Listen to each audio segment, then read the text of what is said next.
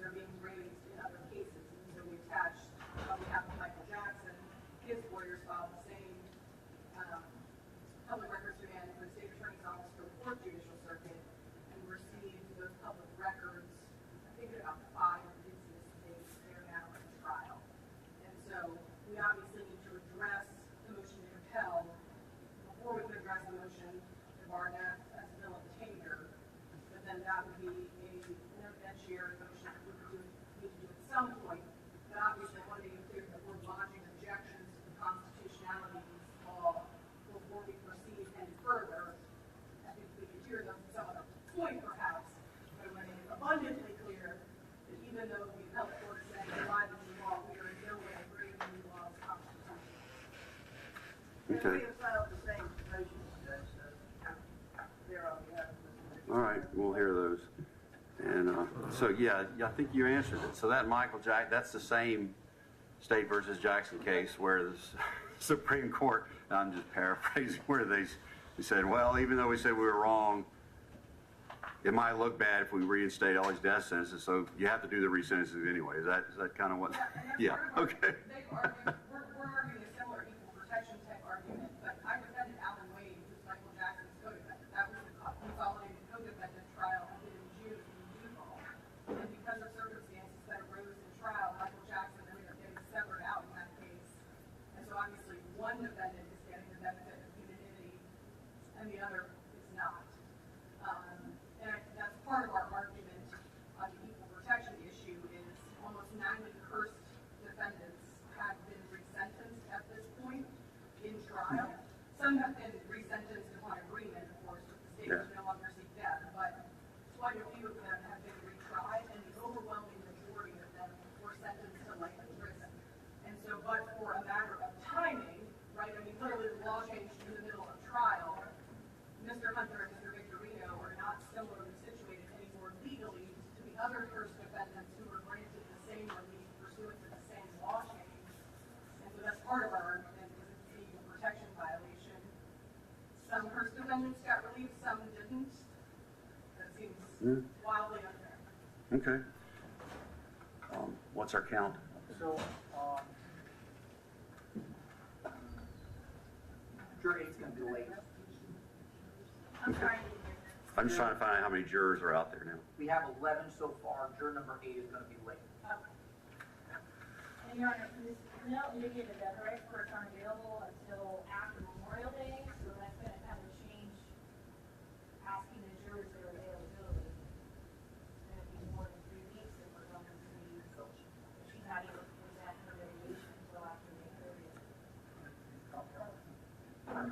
Imposing stays create lots of problems. I don't think we can solve them all. We just have to go forward and do the best we can. So.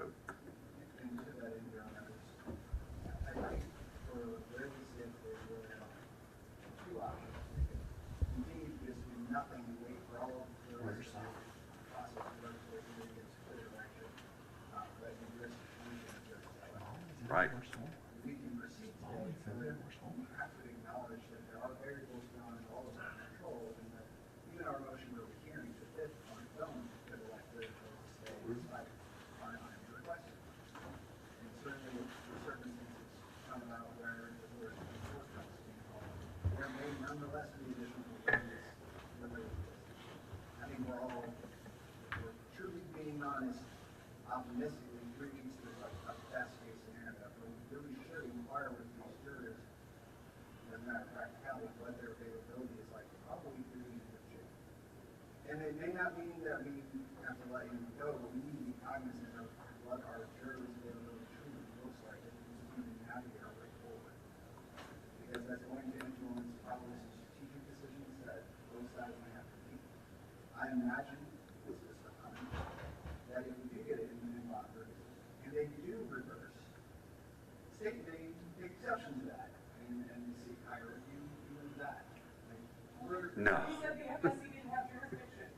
We're flying blind in uncharted territory with our hands tied behind our backs here. Not a good place to be in. It is. I'm supposed to be on the very short time, and it's in less than one. So I really don't still want to be going in the lane that I don't have to be, because my wife would go on that trip without me. right now, when we're inquiring with them as to availability, it would be my suggestion that we require really good leadership. Telling them that we're honestly won't take that long, but we have to be cognizant of the practical reality of this case being unusual and in uncharted territory, and we don't want to mislead them about what's happening. Okay. And Judge, if I can just add to that, and, you know, we're still asking the court to give us an appellate attorney to help us make some decisions in terms of whether to move for stage, not move for stage, where to proceed, where to file, what kind of whip to take next. And I don't think that Mr. Hendricks and I are in a position of, we're not board certified appellate attorneys. And Well, this is an unusual appellate predicament, number one. But we don't think we can proceed, or we should proceed, without having that appellate attorney on board. I would grant that motion right now, except that Mr. Enduk says that the JAC objected and wanted a hearing. So do you want to set up a real quick hearing and I'll hear what their objection is? But I indicated previously, I have no problem with granting that request, but if they're objecting, I got to give them a hearing. I think we tried to have it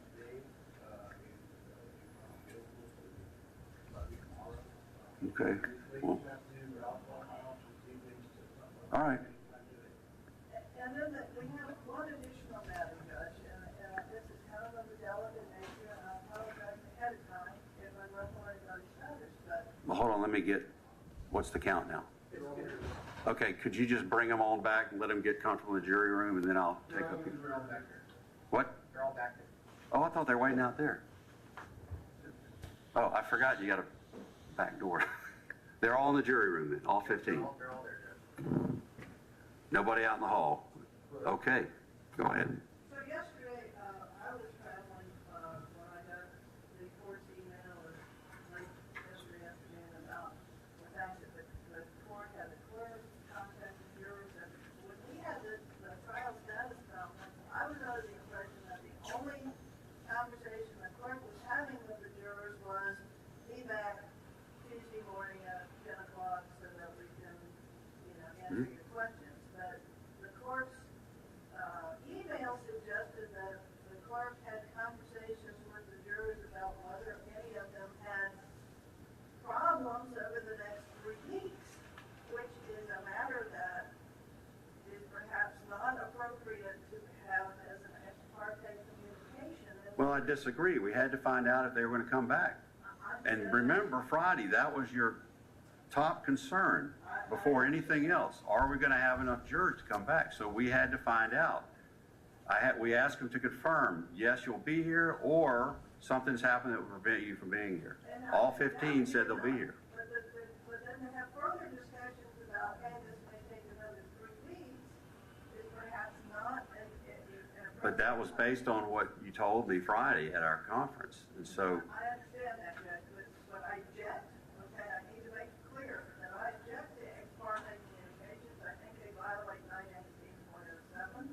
I don't, which clearly indicates that any communication with the jury of any matter, really, other than, you know, show up in court on a particular time, should be in court in the presence of the defendants, their counsel, and the state attorney's office. The case law suggests adding the state attorney's office. The statute doesn't say that.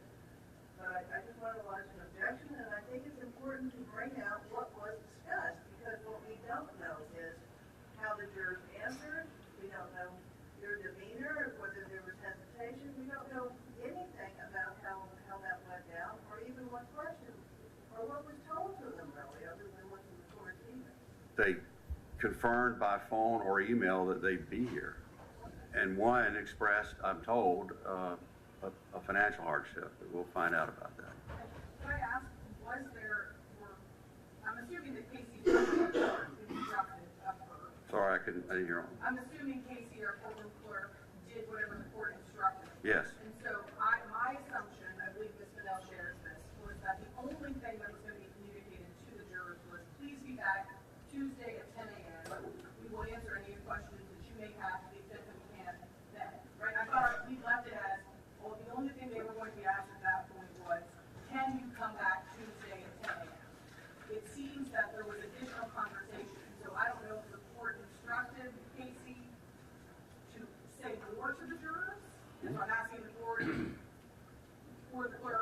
answer that question, and if there was additional questions posed to the jurors about their ability to serve for a period of 3 weeks, yes, we share the same objection that that should have happened in the presence of the party pursuant to statute because of all the things. But then I could not have gotten an answer to your important question Friday about whether they would all show up. All we needed to know is could they come back today? And then we all discussed talking to them about hardships. I mean, I guess that's right. It doesn't seem like we were on the same page, and I thought we were on the same page. We need to get them back so we can have a conversation with them about whether they can continue to serve. I in no way assumed or expected the court was going to have that conversation or direct the court to have that conversation ex parte over the telephone. I mean, that's where now we don't know how they responded, what was asked, their tone, facial expressions, body language, hesitation. I mean, She didn't meet with any of them. I know, but that's the whole point. Well, first of all, it's routine in every trial to for the clerk to communicate with jurors about scheduling. In every trial, we get them to write down their phone number so that if there's any scheduling issues, the clerk will notify them. And as you all pointed out, this situation we find ourselves in is very unique, and I think Mr. Weiser said uncharted territory. So yeah, I needed to ask them, will you be able to come back in 3 weeks? Based on our conversation Friday, we needed to know if we were even going to have a jury before we could talk about all these other issues. So, but no, there was no meeting with them. I can't address any facial expressions. All we know is they either told Casey or emailed and replied, "Yes, I'll be here." Well, and that's what I thought. I agree with you that all of that needed to happen. My position is it should have happened on the record with the defendants, the counsel for the defendants present. And so I'm asking that we put on the record, Casey, her communication with each of the jurors, what it consisted of, the extent she recalls, and if there was any written communication that needs to be part of the trial. Do you have all of the emails you received from any jurors? There was some phone calls, some emails, right?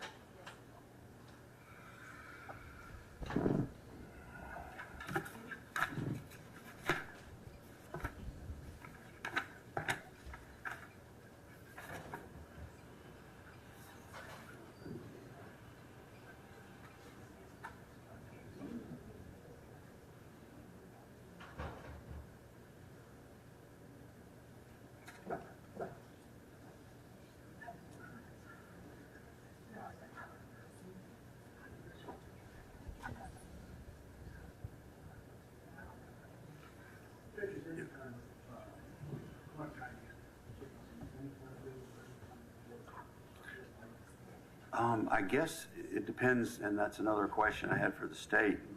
Are you prepared to go forward with anything today, evidentiary? You don't have to go, we did reach out to witnesses, and we did get one who come, she had a doctor's appointment this morning, and then she has to travel an hour and a half to get here, but she should be here this afternoon.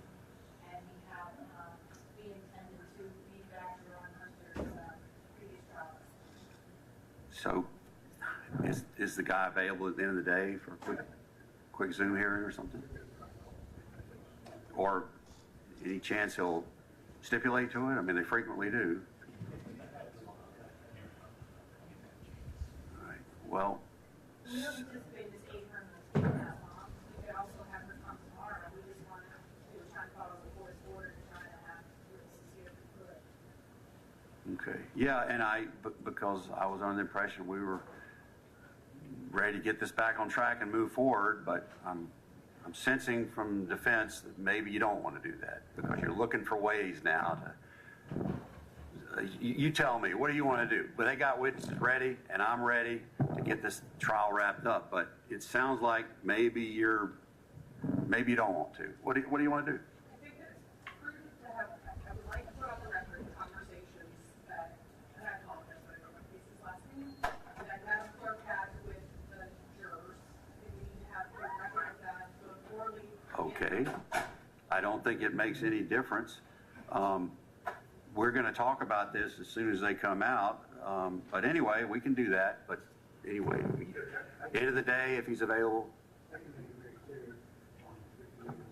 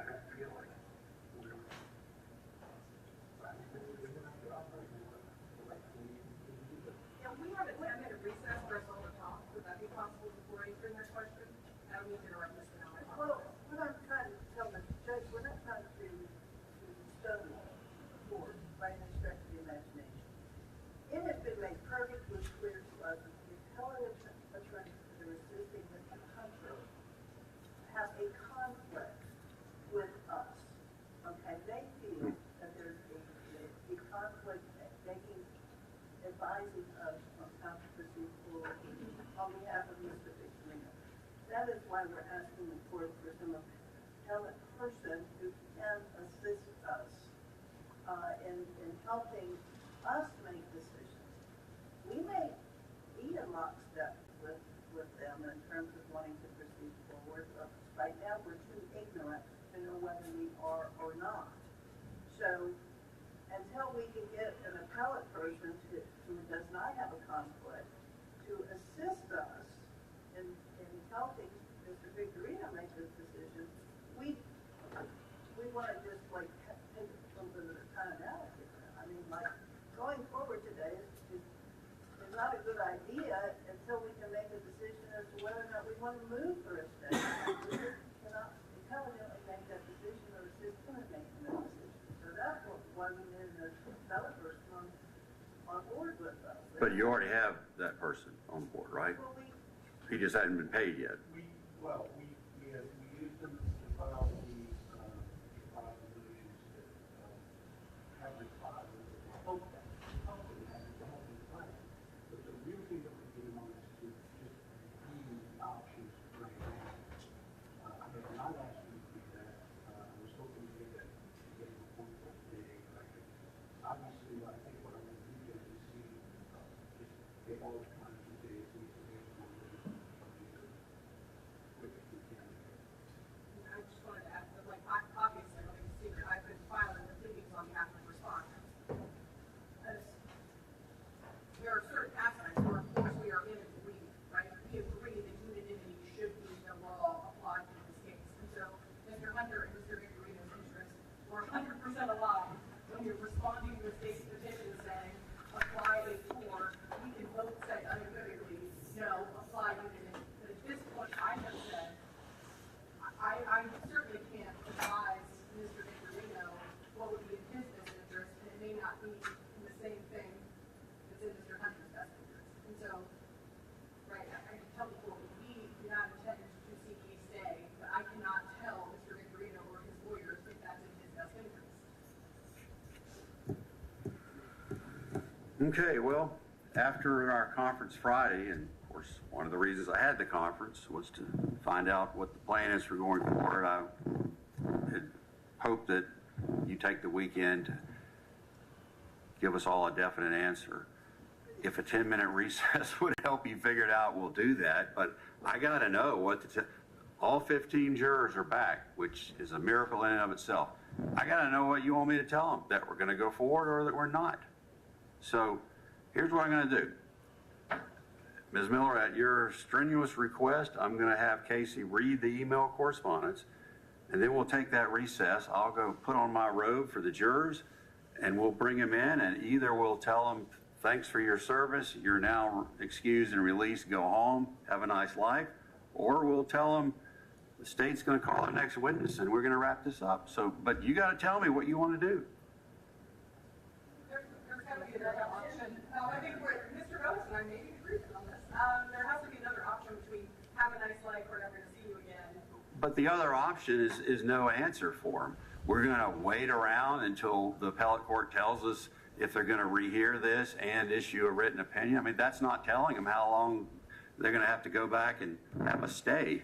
I mean, that's what I think where we're at is we are, on behalf of Mr. Hunter, we have made a decision to not ask the BCA for a stay based on the court's conversation Okay. on Friday.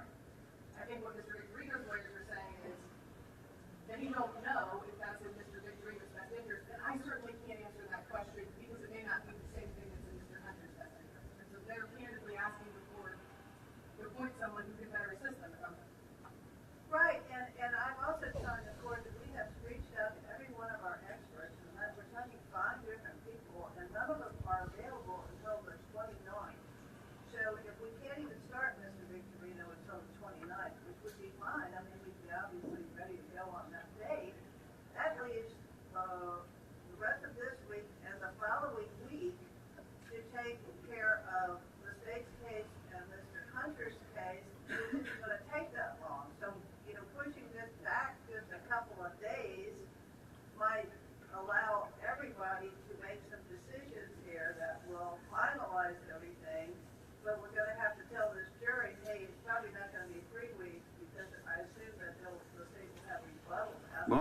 guess to, Investigate this case, so that would be 4 weeks. I mean, that's an outside thing. to buy a couple of days, we could tell them, come back in a couple of days because we're waiting on the written opinion from the appellate court to give us some direction. Everybody do a prayer or rain dance, whatever it is that you do with the fifth rules. I don't have a problem with that. We tell them we're starting back and we're going to resume again in a couple of days because we're waiting on that written opinion. And then the Hunter case will go first, and then by the time your case is ready, maybe your experts will be here.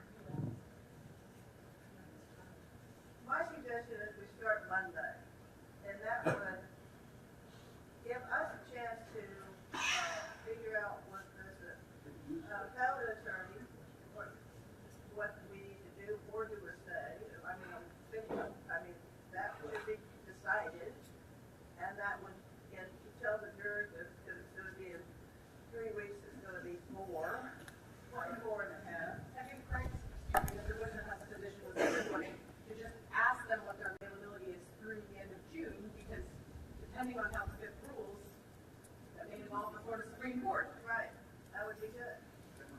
But that will, I mean, these federal trials I always read about, judges take months and months and months. I don't know that, it's unrealistic to have a state court jury tied up for a longer period of time. Yeah, it's not unrealistic, except if the jurors aren't going to cooperate and they can't come back, then we're doomed, right? Well, I think first of all, we find out what they said. And it's been, I think we've all said that, but if the information I'm getting is all of them have been relatively cooperative and amenable to this.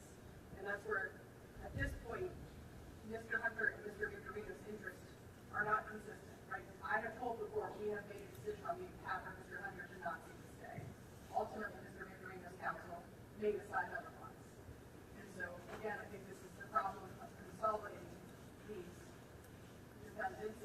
And the court said to me, I was aggressive in trying to get back into trial to make sure we didn't lose these jurors and to proceed. And I agree. And so I certainly understand Mr. Victorino's point, but we are not of the same mindset. And so we were prepared to go forward because we're not seeking to stay. But again, I certainly can acknowledge the position that Mr. Victorino and his attorneys are in. And Judge, I don't know if we do decide to seek a stay, whether we need to get a stay. But if we got a stay, I assume it would stay Mr. Hunter's case as well. Well, don't forget, the state might be asking for a stay, so. And that's where we're not asking for that. So good luck dealing with that issue if one defendant requests to stay and the other doesn't. Well, that'd be for the appellate court to decide. Not my problem, not my circus, not my monkeys. Got it. All right, so what about that suggestion that we tell them come back Monday, and that'll give us the rest of the week to wait and see what the appellate court does. So, I think on the opposition on that, I can appreciate what you guys are asking, but we're not asking to delay it any longer than we absolutely have to, right? Even though we're sure. What I hope we can accomplish in the immediate future is bring the 15 jurors we have there, have to rest within their availability and exposure to this case over the proceeding, their availability in June and their exposure to this case since the state was entered. So that we can make sure that we have a jury that is able to proceed with this case. We have 2 issues, ultimately, ability to serve and qualifications to serve. We'll deal with the qualification issue and 4 issues down the road if and when it becomes an issue. But we need to know their ability to serve, and as a voice in the room on appellate strategies, that is going to influence some of the strategic decisions about whether or when to seek stays or elevate this, knowing what the expiration date of this jury may look like. So we have someone who says, I'm good until we get to the 3rd week of June. That may matter to us in terms of how each side decides to address our issue. So I think we just need to know what the future looks like for them, what their availability may be like going forward, and to also make sure no one's had any improper exposure to the case that was qualified. Okay, we'll ask them about all of that. And so I think you would all have to agree that in order to ask them these questions, they have to know what's going on. We kept them in the dark about the stay. Now it's time to tell them what's going on so they can correctly and honestly answer our questions. So, Ms. Miller, I'm sure you won't like the email that went out to the jurors. I thought about it very carefully. I think it's a great email because it tells them what's going on in general terms, and I was going to explain all of this to them exactly when they come out here.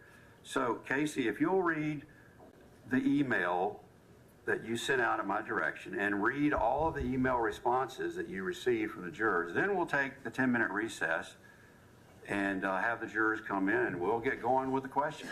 Hardship, any influence from any media, and then telling them that there was a stay because of a new law and we're still waiting for answers and directions from the appellate court. That's what we're going with. All right.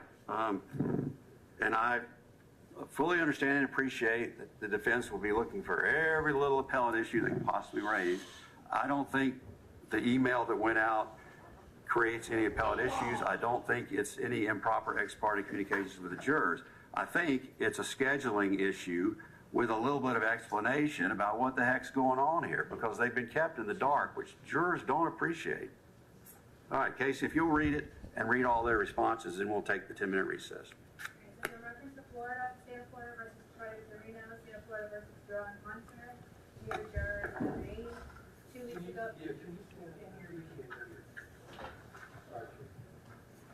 Says, in reference to the state of Florida versus Troy Victorino, the state of Florida versus Jerome Hunter, dear juror and their names.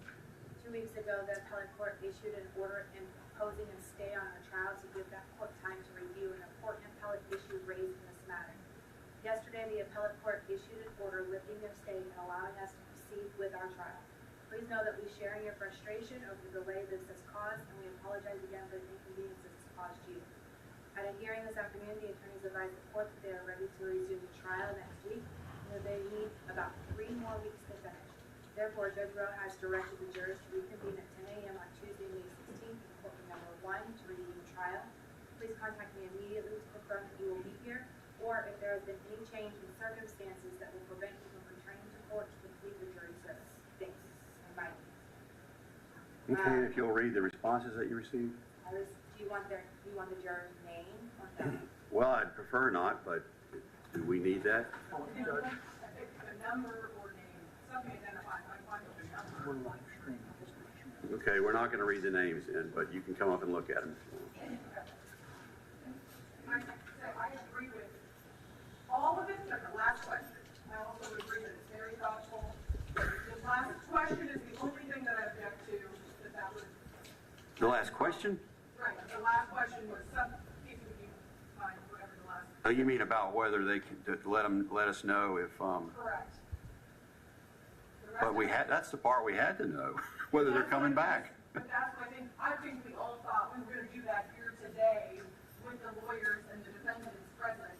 And so that's the only part that Well, but remember, your concern Friday was whether anybody would show up today. So we had to know if they were going to show up. I was asking them if they're going to be available for the next 3 weeks, whether or not they're going to show up today. And I agree, Judge. All right, if you'll read the written responses without giving the names, since we're live streaming and we don't want the jurors' names broadcast. One juror indicated I will be able to attend. One said, yes, I confirm I will be there. One said, dear Ms. Beeson, I will be available for the court on Tuesday the 16th at 10 a.m. Thank you for letting me know. Signed, the juror.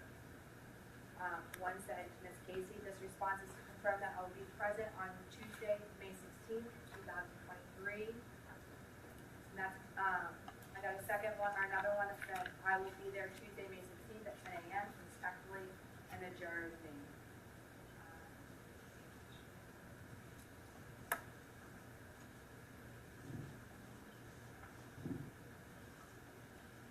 I got one that said, yes, I confirm I will be there. I got another one that said, I will be able to attend. Everybody else was confirmed via phone call. Okay. Can I ask whether any conversations on the phone call? There was only one, and that juror indicated that she will be here.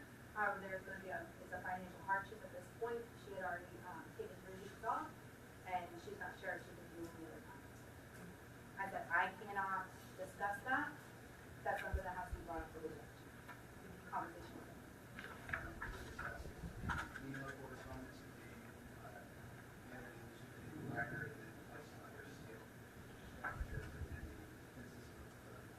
Okay. All right, we'll take the 10-minute recess, and then we'll bring the jury in and get going with some questions.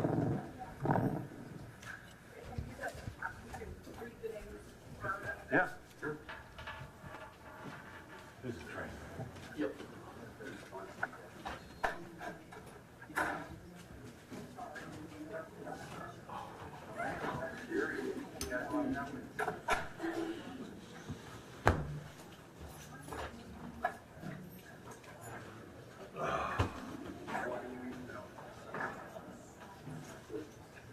Oh, yeah.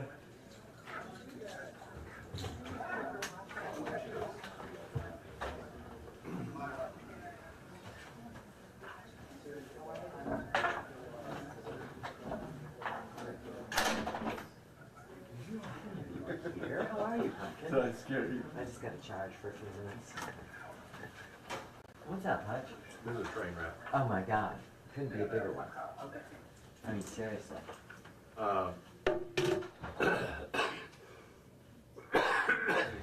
Yes? I just want, So I started rolling at 9:49. okay. I don't know whether you care about I any mean, of this. I don't, I guess that kind of depends on whether they proceed. yeah, I was telling, well, even then, I was telling Molly, you know, for us, it's all such bullshit in terms, you know, like for me to go, this is what they're objecting to. All I'm gonna say is, there's holdups with the 50s District Court of Appeals. That's all that our viewers care about. And I'm running outside for about to grab my own computer because now I polling stations plan to send someone. This is just What was I gonna say? So our photographer just showed up. I'm wondering I know. how we get just a card from you. Where's our man Homer? Yeah. We need Homer with all his toys. I'm telling you.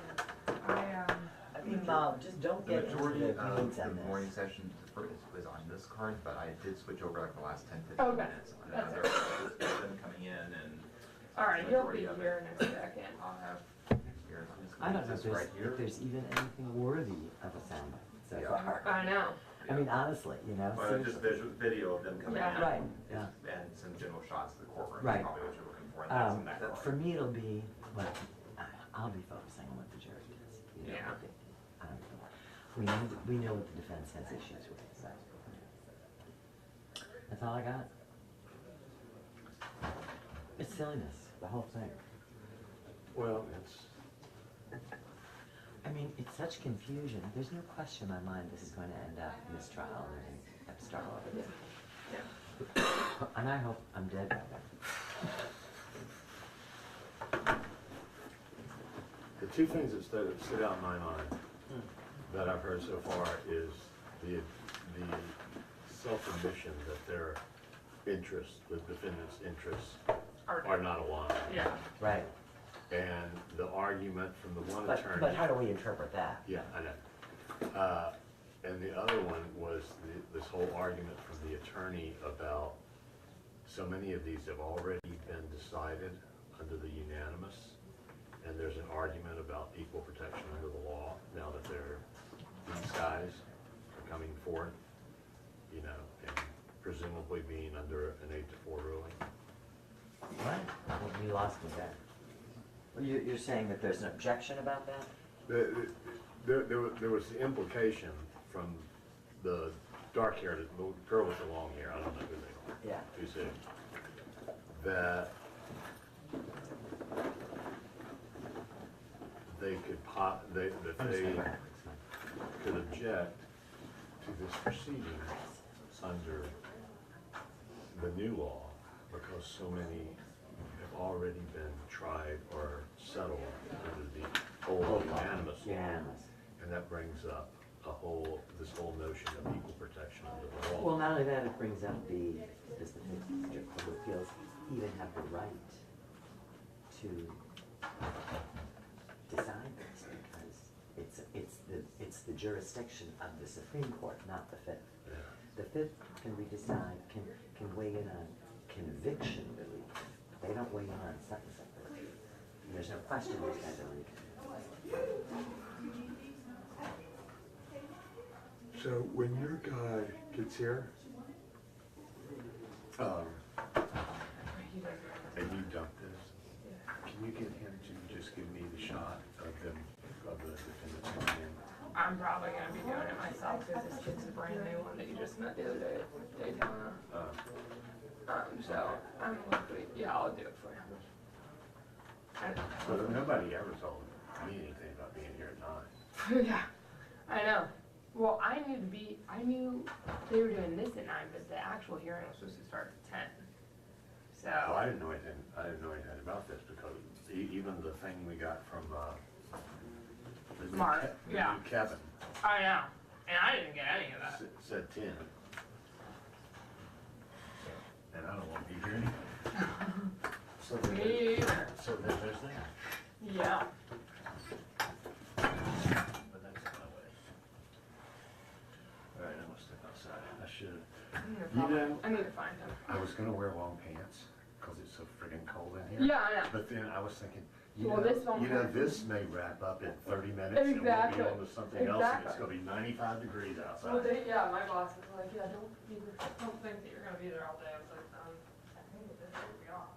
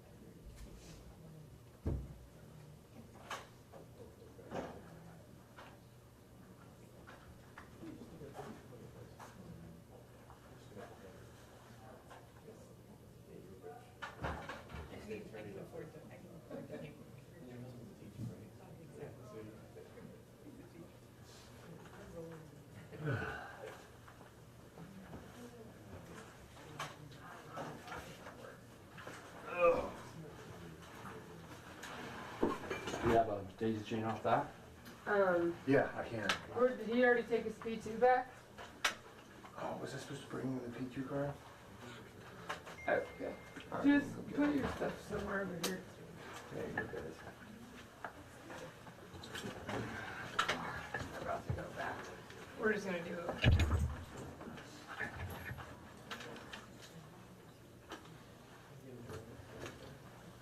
And then, how?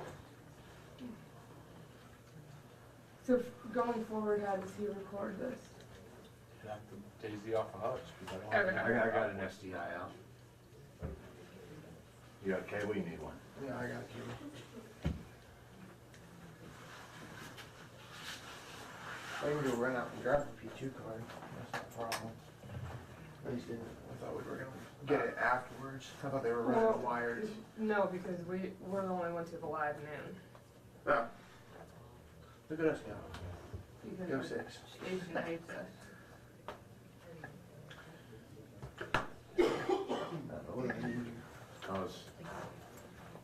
What are y'all doing? No, I mean, what's the slogan? We're on your side. We're getting results. I'm getting results, Yeah. that's it. All That's these, nationwide. yeah, We're on your side. we're on your side. Yeah. No idea. Where am I running this through? Am I running To your this through camera, live? Oh, the camera. right? Right? Is that how you record? Is that how I'm getting it? It should be, yeah. If you run up to the live, you're not gonna have anything I'm to do. consolidating in my computer, and then I'll bring the card, the SD Okay. card for him to copy. Okay, cool, and then we'll get it Thing in from my him. computer, because I gotta edit quick video and send it in. Okay, yeah, we just have to. My help is not coming and not showing up apparently, not to us Apparently Jason's following up on that thing yesterday. Yeah. He just asked me for the dad's number. Yeah. I don't have it. I think I might Yeah, I think you might what? have Dad's number from the the. dad's number from yesterday. Whose number? The dad yesterday, as a kidnapped kid. Daytona? Yeah. Why do we care? They have a suspect. Arrested. She's arrested for, which is, Oh, they I picked her out this morning, not for this. She's arrested for, because I saw two of them this morning that was potential, but she's arrested for something else, but they think she's probably the one. But Jennifer told us yesterday that I think she's got mental health issues, so they're asking the state to kind of weigh in on what she could be charged with. How much, Unrelated charges with no bond. What? how long is, or how much memory do I need here? A lot. All you got. Everything you have, Alrighty. because we're gonna be having this all, we're gonna be here to finish up whatever they're about to do. What's she charged with, Claire, that they would be holding her on no bond? I think it was like battery on law enforcement. It was violation of pretrial release, a misdemeanor. Battery on law enforcement, battery, violation of injunction for protection against domestic violence and resisting an officer without violence. Well, a VOP will be, So, yeah. is an automatic no bond. So I feel certain that's her, because she's got the bond. Is she a light-skinned Yeah, black woman? yeah. She's got, I don't see where the Right bun, in Africa. I don't see where the bun came in though, Molly. Yeah, I don't either. Maybe Because there's she's got, an an app. afro. Come Yeah. on, women change hairstyles like they change underwear. Apparently so. Maybe she was wearing a. Alright, I got 210 minutes. Great. Is that enough? Should be. You getting a picture? Huh? I didn't plug it in yet. Alright, clear your memory.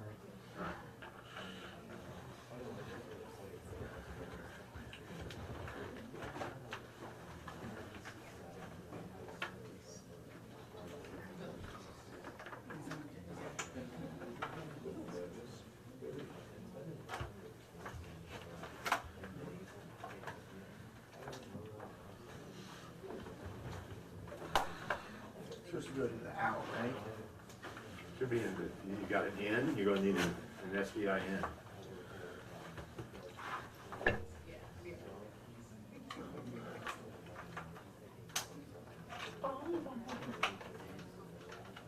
There. That'll work more good with you. It's good to go.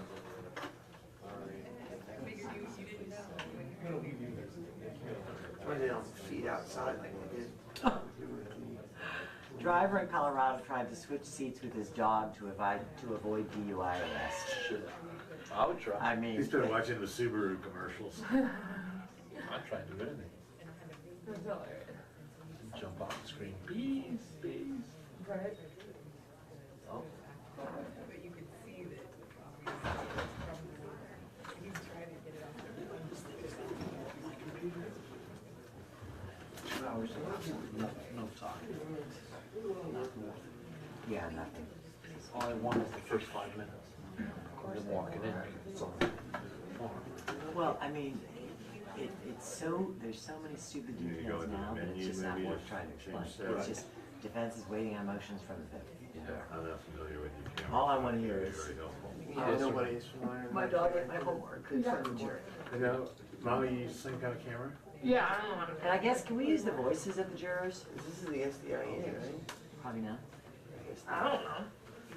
I never do one of my shots. Yeah, it is. Could be. Just put it on regular camera thing. See what happens. Recording setup.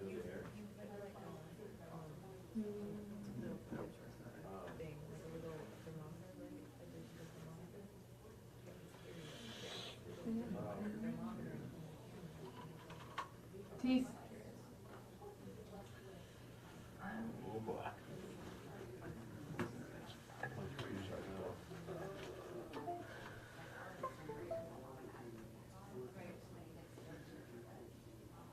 Shooting the lamb.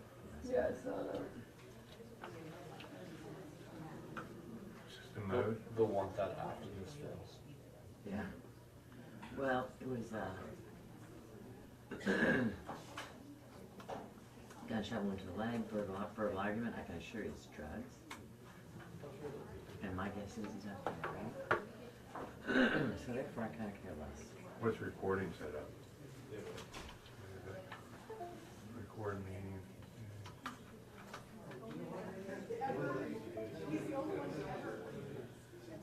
Just try switching the cord on a thing. Maybe that'll do it.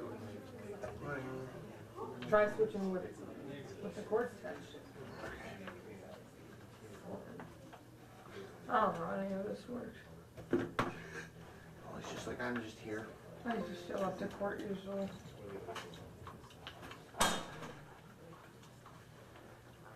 So what did this person do? There's 2 guys, and they killed 6 people 20 years ago. And a dog.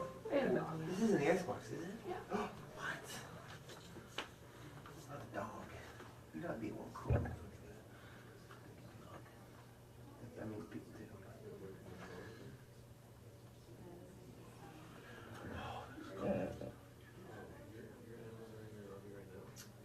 I'm gonna have her. Did you request a report for her arrest already?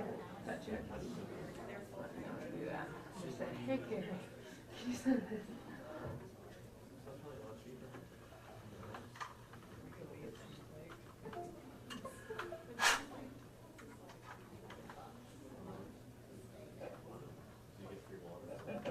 So, this is.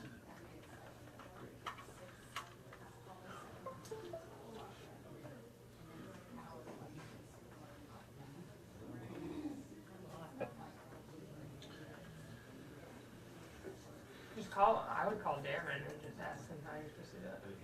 Yeah. What is you exactly doing? Like feeding through Say you're SDIA? trying to get the. Yeah.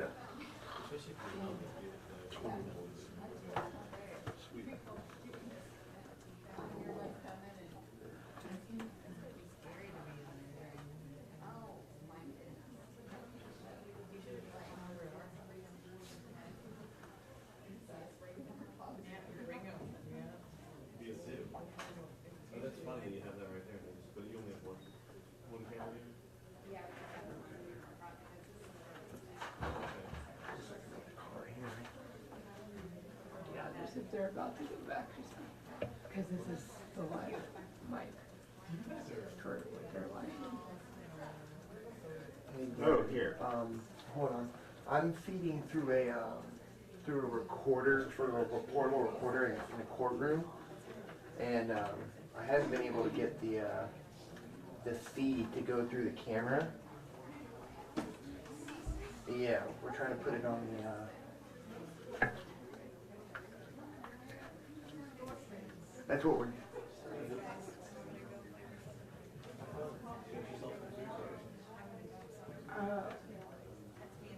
okay.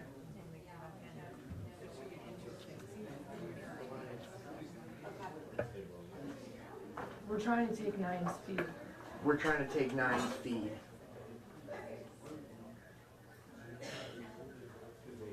The only way we're going to be able to do it is through the P2 deck. Okay. Okay. Well, that's better. Yeah.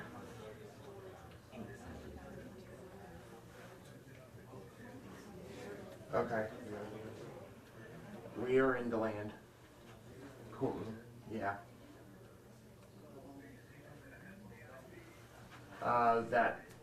Yeah, that's what we're trying to get it to the camera. I'm inside a witness room.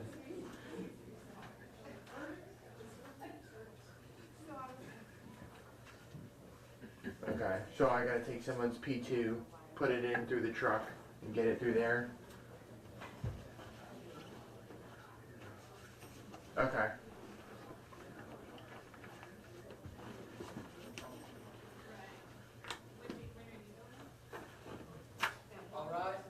Now here comes the judge. Right. Here comes the judge.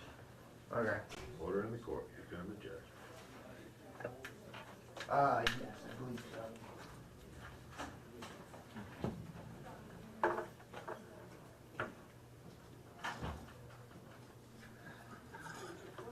Well, I guess to seal it, I guess she wanted to seal it. You don't have to do it now, but I guess to seal them. Right. It's over there. Jazz, you might want to turn, I can't reach it from here.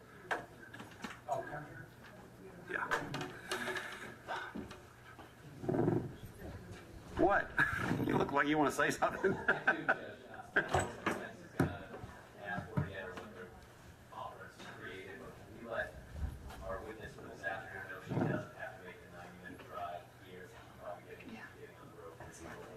Yeah, why don't you do that? Your Honor, wait, before you make a decision, I think you have to rule on Mr. Victorino's request for continuance to Monday, and Mr. Hunter's request for a bonus today. I have to rule on. And then once you rule on that, then you can tell me the happens. Judge, I don't even know what to tell you. Yeah, we said we had one witness and we had one testimony. I think Aaron's gonna bring up P2. Judge, I think we need to hear from the jury. Well, exactly. I thought that's where we left it. I indicated I don't mind if we want to buy us a couple of days to see if the fifth issues a ruling and come back Monday, but I thought you wanted to run it by the jury first. Absolutely, because Yeah. I want to see if the jury could stay here for Right. how long they can be with us. Yeah, I agree. I agree. Okay. Not the week of today. I think that makes sense because if that's what we're going to do, there's no point in hearing her today. And also, you've got the deposition read. Is that right? Okay, so we can do that. We're going to talk to them for the next hour and then go to lunch. And when we come back, we can do that. And then, yeah, so you can do that. All right, we ready to bring them in? Okay.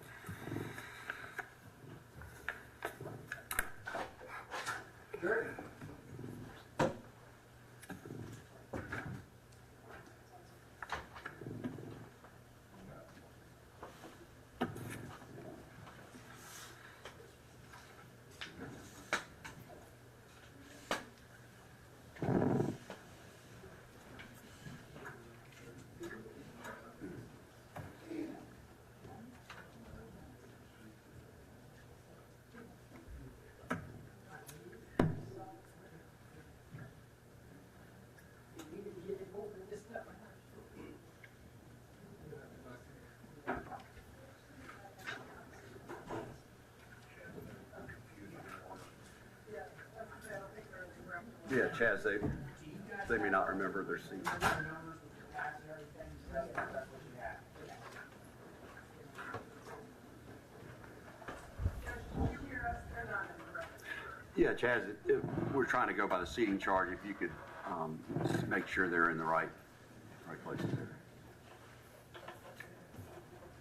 So your 14s can be over here.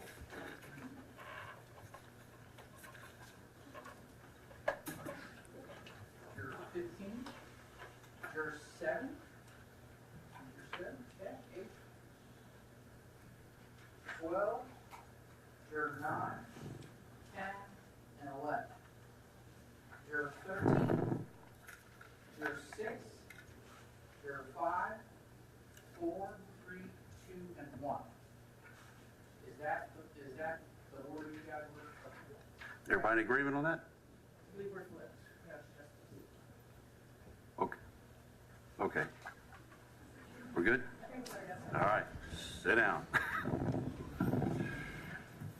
All right. I don't know where to begin. Ladies and gentlemen, jury, I can't tell you how happy and relieved I am to see that all of you came back. I got to tell you, and I'm thinking you probably don't feel the same way about seeing us, but there were people betting against me that I could get all the jurors to come back after a 2-week stay, but I told them that I think we have a good jury of dedicated people, and I think they will do their best to come back and help us see this matter through. And so I'm glad that you proved me right and that you came back. And I do appreciate it, all 15 of you. I think that's an accomplishment. So thanks again for being here. For the next hour, I hope it's just an hour, there are 3 things we want to talk to you about before we resume the evidence. One is that you're owed an explanation as to what happened and why and what's going on. And the second and third things are the attorneys want to know about any hardships this will present for you going forward. And they also want to find out if any of you over the last 2 weeks were influenced by any media or anything that anybody told you. And so they want to ask you about that. But the first thing I want to do is talk to you about where we've been and where we're going. And I've been trying to think of some words to describe this situation that we find ourselves in, words that would not upset any of the attorneys. But this morning, before we brought you in, a couple of attorneys over here have used some words that I think are applicable, and they can't object because they said them. So we find ourselves in an unusual situation in uncharted territory, right? Your words. Okay, so nobody can object. That describes it. This is a very unusual situation. And we find ourselves in uncharted territory. So you know, you probably know anyway, but you know because of my email to you, and you were going to find out today that the appellate court has issued a stay of our trial because of a change in the death penalty law. Now, a stay in the middle of a trial is something very unusual. It's not something, I'm in my 18th year doing this. I've never had the appellate court stay a trial and send the jurors home. None of my colleagues have ever seen this. That's not to say it doesn't happen. It is very unusual. I think the attorneys would all agree this isn't something that happens very often. Unfortunately, it's happened to us, and I want to explain why that happened.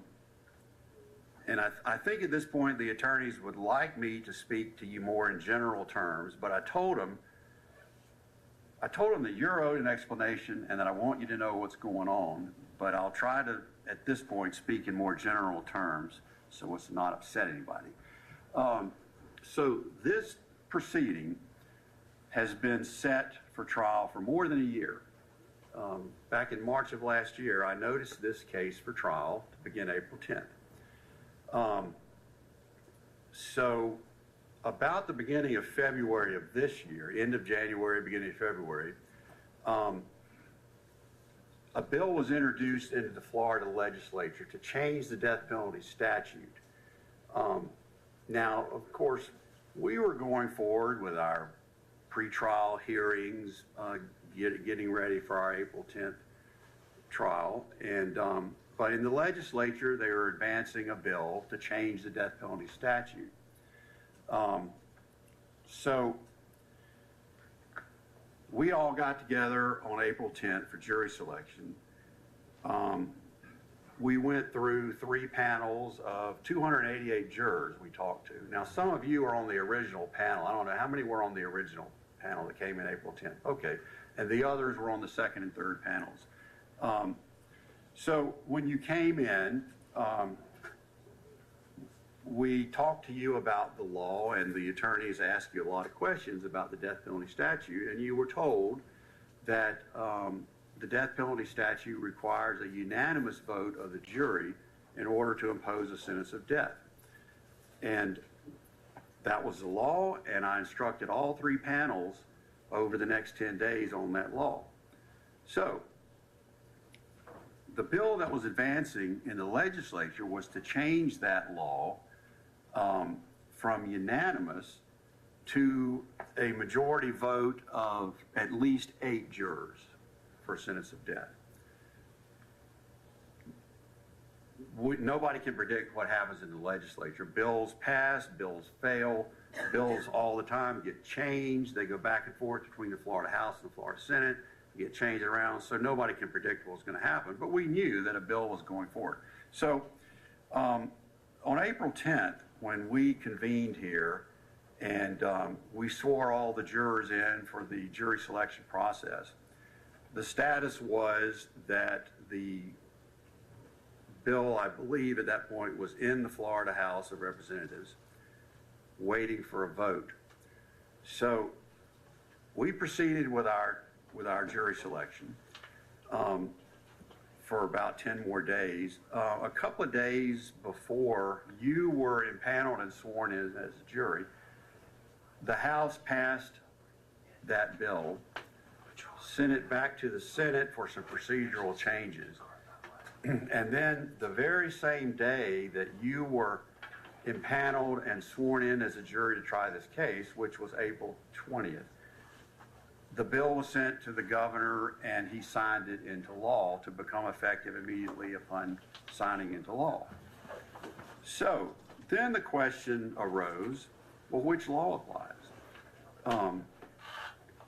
Is it the new law that has been signed into law 10 days after we started this process?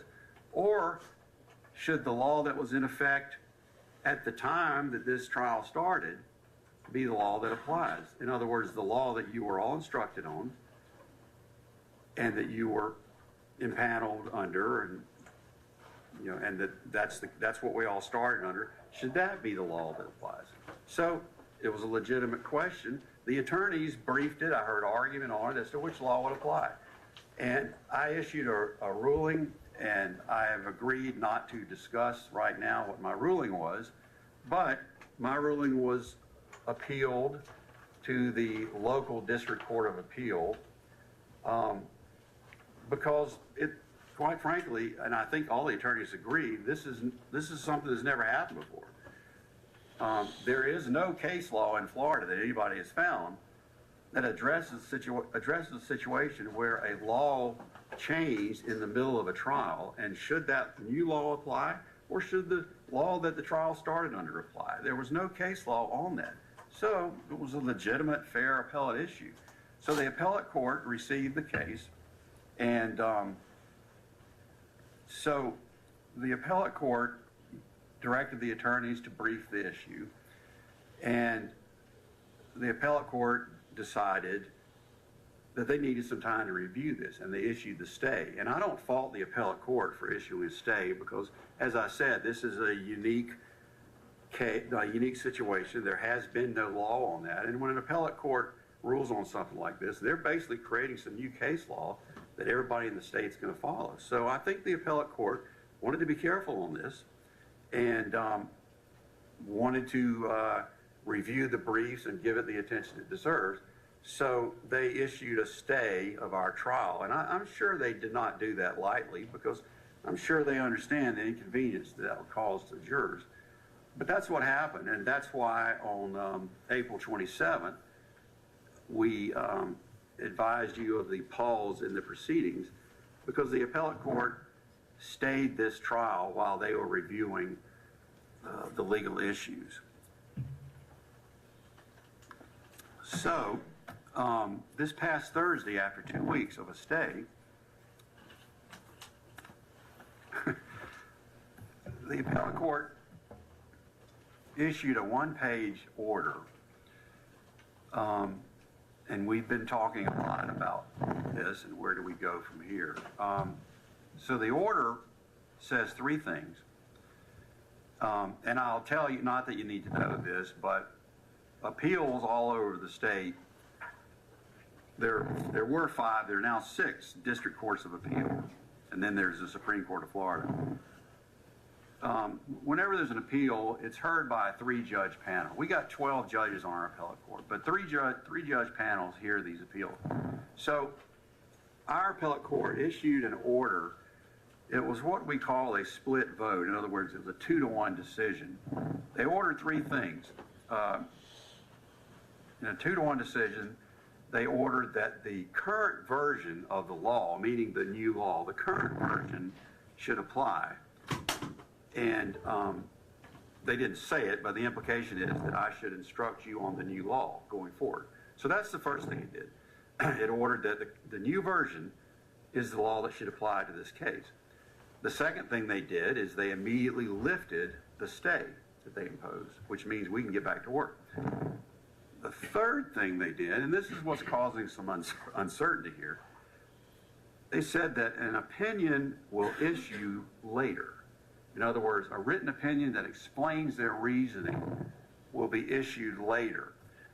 So that's caused some concern, because we don't know as of yet what their reasoning is.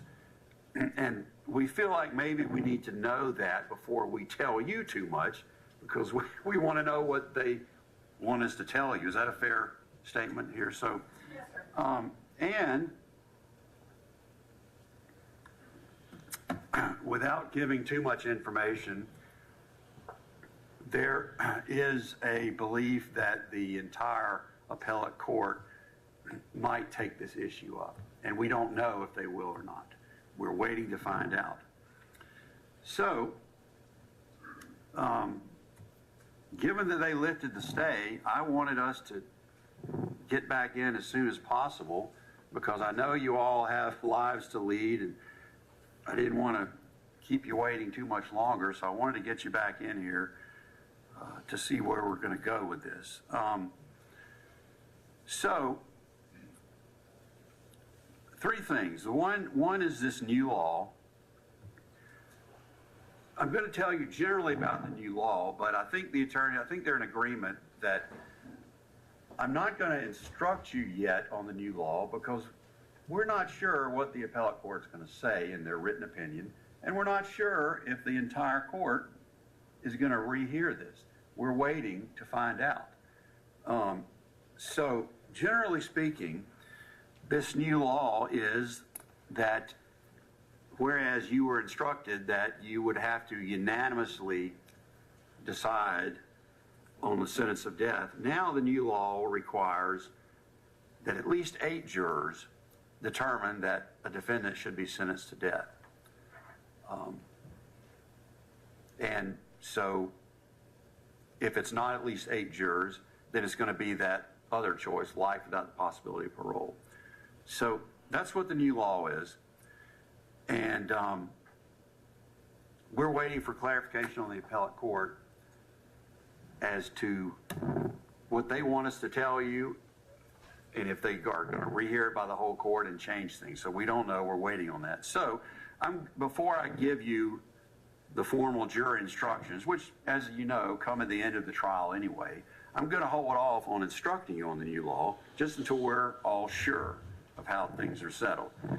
The question I want to ask you, though, and this is the question that I asked you during the jury selection process. I had asked you, and this is the standard question, is will you agree to follow the law even if you find that you don't like the law or that you disagree with some of the things in the new law or in the law? At that time, you all agreed that you would follow the law. Now I'm going to ask you that question again, given that it appears there's a new law that we're required by the appellate court to apply. Same question again, will all of you follow that law even if you were to find that you disagree with it or you don't like it? Will you still follow the law? That's the question. Will everybody do that? Good. For the record, everybody's indicated that they will do that. So with that, and I realize the attorneys want to ask questions too, but I'm going to move on now to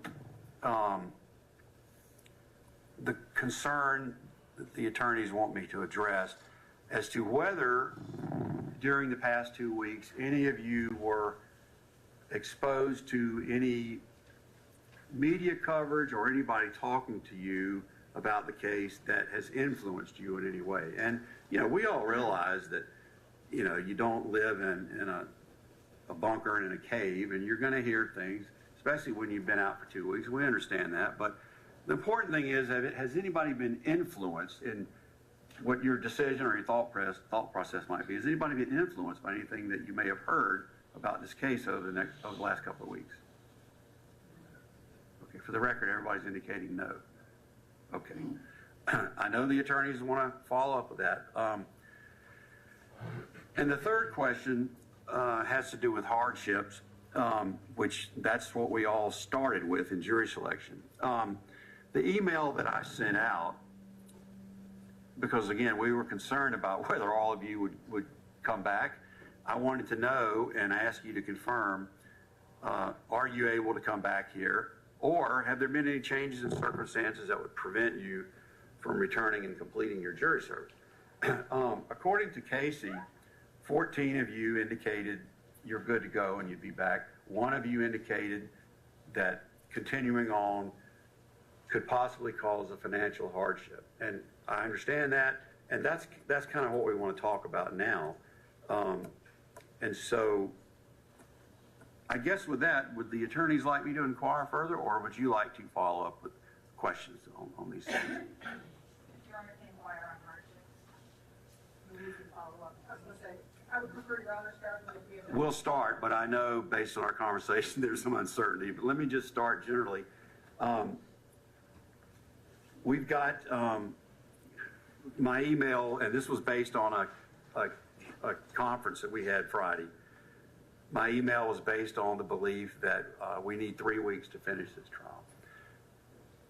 trial. There's some uncertainty about that now, but let me just ask all of you, if you're stuck here for 3 more weeks helping us out, what kind of hardship is that going to impose on anybody? Tell me what you want me to know about hardships. Okay, we'll just start on the end. Juror number 13, is that correct? Yeah, it's going to be too much about financial hardship. Not paying you anymore, or everything that has always been that I agreed to it. Excuse me, I don't want to do that right now. I can't afford $100. It's not going to be well. All right, and then was it juror 6 that you had your hand up? Yes, ma'am. In my case, when we started in April 10th, we were told that we were going to be here for at least 3-4 weeks. We did have that recess. I moved out East Street that was planned for more than 10 months and paid for, and I would leave Greece on June 5th. So that is my only concern, being that we were not here for 2 weeks, and that is going to probably be, hindering from being here beyond today. Okay. My last day, I'll be here soon before. Okay.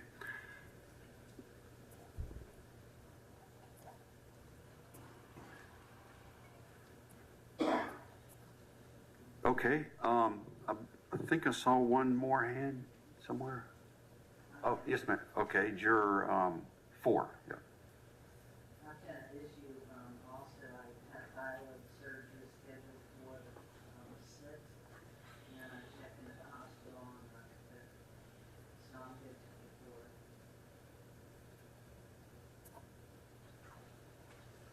All right, and then let's see, juror, you are juror 12, is it? No, 12, okay. I work for like 4 employees, and a lot of people base their vacations off of our previous schedule.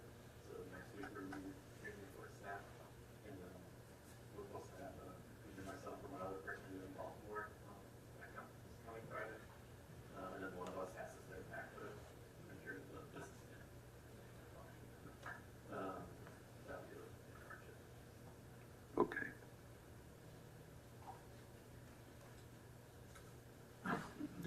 All right, was there anybody else?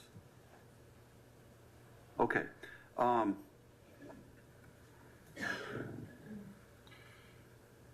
All right, I think that I've laid the groundwork. I'm going to let the attorneys ask questions on these 3 areas. Let's keep it short. We don't need to drag this out like it's voir dire all over again. So let's go, till lunch or shortly thereafter with any questions, so we'll know where we're going to go from here and whether we're going to be able to proceed. Yes, sir. Apologize, just trying to organize my thoughts. So when we were put on recess, we obviously can't reach out to you here on that directly. Yeah. And when we walked out, I think some of us had questions as to how we were going to